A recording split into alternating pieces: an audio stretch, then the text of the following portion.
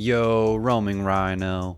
First time covering Witchspire on this channel, and the devs just dropped a roadmap worth talking about. Let's charge in. Witchspire just released into early access on June 10th. I've had my eye on this one for a while, and the devs just did a live stream on the 17th releasing their content roadmap that covers the next year of updates they'll be working on. I know I was excited to see what they had planned for more new content, but after seeing their roadmap, I was honestly surprised by how much stuff they had planned. If you're already playing Witchspire, you know what it's about, but if you're new to Witchspire, imagine Palia but witches with creature capturing and more of a survival RPG vibe. Much more fleshed out combat. The live stream had so much good information in it, the devs were pretty generous on the details. They also joked around a decent bit, which felt nice, definitely made me feel like these guys are passionate about what they're working on. This will be everything the devs said about the roadmap and about future content and updates. They teased so many different things, one of them in particular I'm very excited about. They didn't exactly confirm what it is, but I think you'll know by what they're talking about. So we're looking to introduce a third weapon type. It may be a very iconic Witcher wizard weapon. So it's not a machine gun. Let's be clear. It's well, we're gonna move on from new weapon type. I'm Liam. This is Oliver. I'm a producer. Oliver is the game director for Witchspire, and we're here to take you through the roadmap for the future. It's not going to be the complete roadmap. It's not going to cover every single thing we're ever going to do, but it's going to give you a taste of where we're headed. But this was the first and not the last time that we'll be doing this. So without further ado, do you have anything to say before we show the roadmap, Oliver? I do. I feel I have more to say than also maybe this hour can cover, but I feel very grateful for everyone who's been playing the game, giving feedback, and being patient with bugs as well. It's really fun to see something that we worked so hard on for so long, being out in the wild, having people play it, and it makes me excited for the future. So thank you, everyone. Completely agree. We really wouldn't be here without the support of all the players. At our core, we're quite a small team, but if you look at the credits, there's lots of people who've contributed to Witchspire over the years, and so we're just really grateful. We get to sit here and represent what is an incredible team, and we're so lucky to get to be here today. So with that, do you all want to see a roadmap? All right, I think we should dive in, Ollie. Let's take a look. Let's do it. At our roadmap. First reveal. Here we are. This is the very first look at the early access roadmap. So we're going to talk you through this in detail. We're going to go through all of these major updates that we're outlining so far and talking about what we can expect as these things start to come online. Of course, on the far left, we have launch itself. So we should talk a little bit about launch and just recontextualize what it is that players have in their hands today. The first part is the journey through Acts 1 and 2. Acts 1 and 2 are essentially the first two biomes in the part of the story. We get to see the moment of being a chosen one, awakening in this distant land, and starting to wonder why we're here, what our purpose is. We are contacted by a character named Cirrus, who gives us these little quests and these tasks and kind of leads us through this world. We're not going to spoil too much about the story and where it goes today, but we will be talking a little bit about Act 3 in the future a little bit later. There's dozens of familiars that you can bond at the launch version of Early Access, of course. You can build your magical sanctuary, and you can explore this big open world with two distinct biomes. So just, again, reminding people of what is in the game now. Maybe you haven't even played the game yet, and you're just curious what you can expect from launch. If so, I'll just say that the game as it stands has a story that takes, on average, when we've looked at how people are playing, about 15 hours to play if you play at a steady average pace. It can take you longer, it can take you shorter, depending on how you choose to interact with it.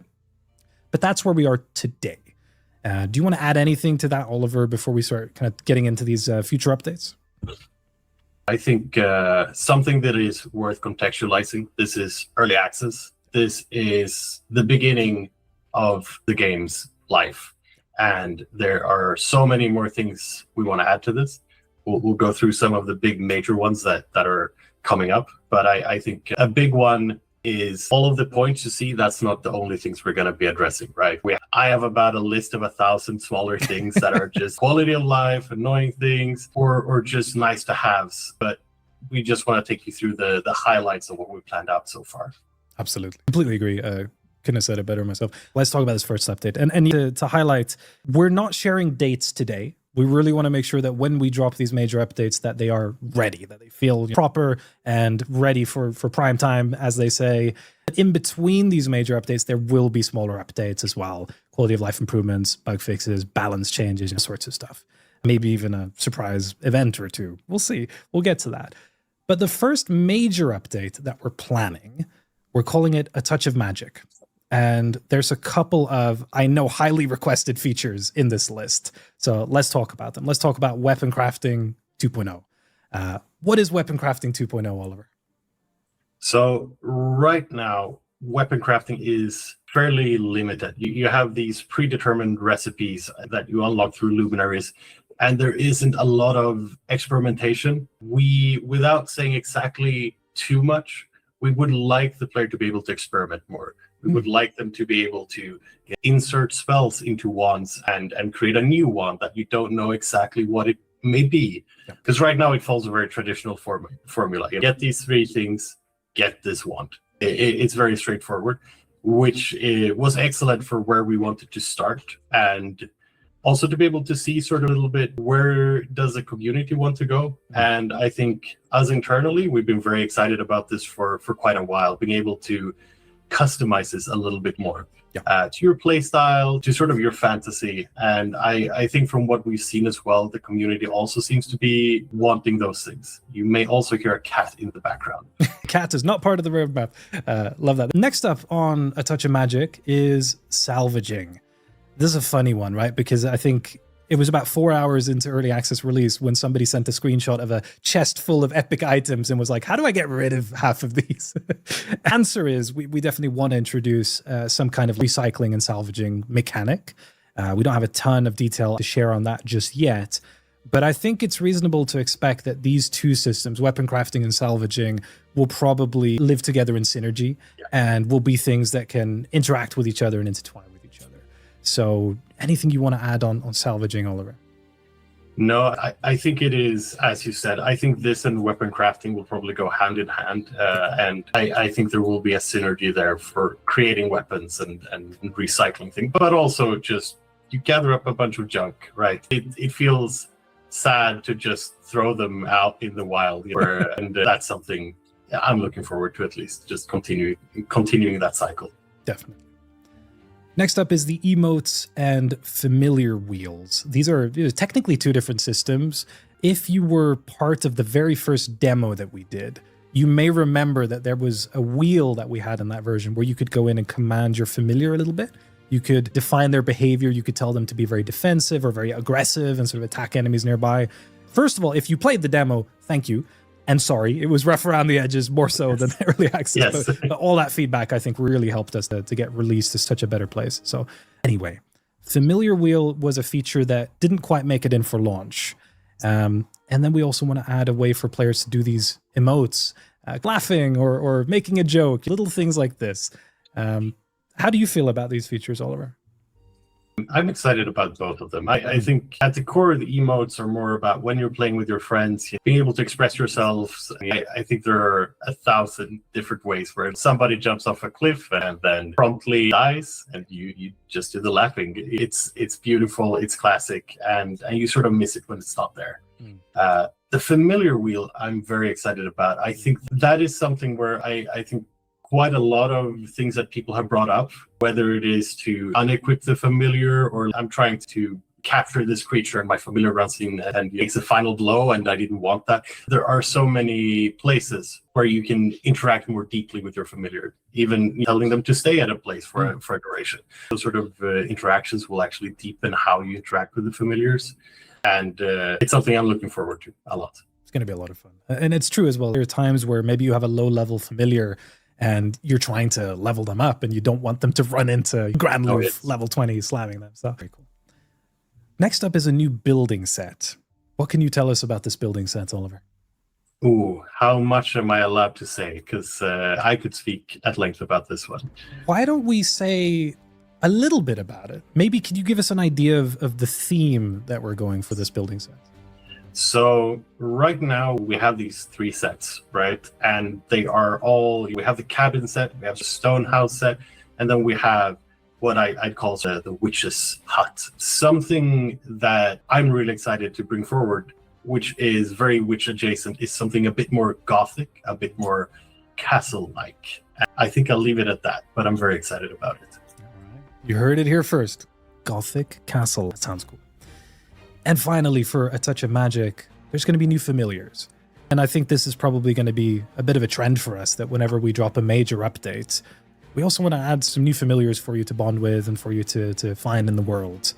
I don't think we're ready to share much on these ones quite yet, but just thinking in real time here, if we can spoil one thing. I'll put it this way. One of these familiars that we're planning for this update, I hope it makes it in for this one. It's probably not bonded in the way you would expect. Can I leave it at that, Ollie? There is something special about this one. That's a touch of magic. And again, with all of these updates, it's very possible that more makes it into them. We would rather start on this level and also have the chance to have this discussion with you as the players. If you see something on this list and you think to yourself, that sounds amazing. If you think something is missing, let us know. We'd love to have that conversation. This is a game that should evolve together with the community, not just based on what we would like to see personally. So see this as a start of a conversation. Next up, major update number 2. This is actually something we've hinted at, and we hinted at it at the end of the current story. It's the Frozen Tundra. There's a lot to say about the Frozen Tundra. I think the Compendium and Bestiary, we should discuss these first because they're at the top of the list. Shocking. What is the Compendium and what is the Bestiary, Oliver? So there are a few things that right now I'd say Bestiary is pretty self-explanatory. It's a way to basically keep track of the familiars you've seen, which ones you caught, have you caught the Celestial variants, all that sort of information as well, maybe a little bit of lore about them. It's something I'm looking forward to a lot, and I think a lot of people are wanting as well. Right now, you first track which you've caught through Steam achievements, but it's not the same. We want to do more, exactly. Like maybe even being able to see which rarities you've bonded, if you've got a shifty or a celestial variant as well, or the very elusive combination shifty celestial, which I'm so surprised that anyone got yet, but I've seen them in the Discord. So oh, you've seen it? I've seen some folks that managed to capture them, which is crazy. The odds are buy a lottery ticket. Anyway, not endorsing that. That's the Bestiary. What's the Compendium? So the Compendium are, I'd say it's 2 things we're looking at currently and how to structure. Number 1 is sort of our quest system. As it stands, the quest systems is sort of this linear path where there is only sort of one quest going. We'd really like to expand this to allow for a quest log, to be able to have side quests, able to find quests in the world, and just a nice, neat way to keep track of that. Because that doesn't exist right now. It works for the particular story we're telling, but there's so much more we can do with it in the future. Definitely. And I'd say the last part of the compendium that we're sort of looking into, which is some players are requesting more tutorials, more things like that, and especially a nice place where you could read about it. I'd love a dedicated tutorial page or tips and tricks where you could go there for the players who want to. We don't want to force this on everyone, but if you feel lost, how do I bond with a familiar? That there might be a section on that, a description. Because there is a fine balance between some players. Some players are saying the tutorial is too long, right? And some players are saying the tutorial is way too short. I feel lost. And I think this might be able to bridge that gap of encouraging players to have a pop-up that comes up. Hey, do you want to read more about bonding familiars? Open that up. You can read about it. If you feel like I want to experiment and try stuff out, go ahead. Don't want to stop you. That's awesome. Place for quests, maybe for all the lore diary pages and things like that you find. There's a suggestion in the chat to add a way to turn your foes into frogs. I love that. That's brilliant. Add it to the roadmap. There's another question here as well, which I think is very relevant, which is, are we going to be raising the level cap alongside these updates? And I think it's probably a bit early for us to say exactly, but I would suspect that the Frozen Tundra is probably the place where it will make the most sense to do that. Yeah. Because it's getting into the second point here. It's a whole new biome. It's a whole new area for us to continue the story into Act 3. We're going to get into just a little bit of spoiler here. So if you haven't beat the current story, close your ears, take off your headset, come back in 30 seconds. I'm going to just say a few things. You ready? The story currently ends with a fight, right? That's not the end of our story. This is not the final boss of the game. This is the current ending because the game is not yet done. The Frozen Tundra continues that story from where we left off. And if you've been paying close attention to the Witchspire, there are 6 sockets, 6 slots for keys, and we've only collected 4 so far. So this continues that journey. And something kind of bad happened at the end of the current story, which will not maybe get into super much detail, but we may have given somebody a bit too much access to a certain thing, right? We're going to continue that story in the Tundra. This biome is also really fun to talk about because it's a bit of a contrast to the Shudder Sands, our desert-style biome. What can you tell people about the Frozen Tundra, Oliver? Ooh, I can say quite a lot. I think what I want to say at this point, though, is I think we feel like we have a bit more time to experiment with this one and do a bit more. We'd like to do this, of course, familiar, snowy, tundra-like place, but also infuse it a lot more with magic and connect it more to the story of the world. I'm very excited to see where that goes. I've seen some concepts, I've seen some ideas, and I think it's going to be very interesting to see where that lands. It will be very cool. That's the only pun I'm doing today. By the way, we just have the loveliest community. I gotta say, I've shipped a few games. I'm getting old, and I've never worked on anything that had such a kind and welcoming community as this one. Thank you for all the support. Next up in the Frozen Tundra is a new weapon type. We've got 2 primary types of weapons today. We have the wands and the spell blades. The wand is the one-handed ranged weapon, essentially, and the spell blade is, I guess, we don't have an offhand. Anyway, they're both one-handed. Spellblade is our melee weapon right now. We have a third category, which is the tomes, but they're single use and they're things that you use more as special attack in between the normal weapons. So we're looking to introduce a third weapon type. I don't know if we're ready to talk about what it is yet, but do you want to give any hints to the folks at home? Well, I can say when you think of witches and wizards, there are a few, let's say, tools that people think of, and it may be a very iconic witch or wizard weapon, so to say. Okay. So it's not a machine gun, let's be clear. Well, we're going to move on from new weapons. So with that spoiler, new familiars, of course. The Tundra is a brand new area, a large area where you would expect there to be creatures you haven't seen before. So this is going to contain new familiars. Some of them will probably be very in theme with this sort of colder space. But I think if you've looked at the way that we've done familiars so far, we do have the occasional surprise in there as well. You'll find creatures all over the world that maybe you wouldn't expect to be in a desert-like biome, etc. So there may be some surprises here, but definitely some cool familiars. We are also aiming to do some new endgame content. Endgame content right now is pretty bare bones. What can we say about more endgame content in the future?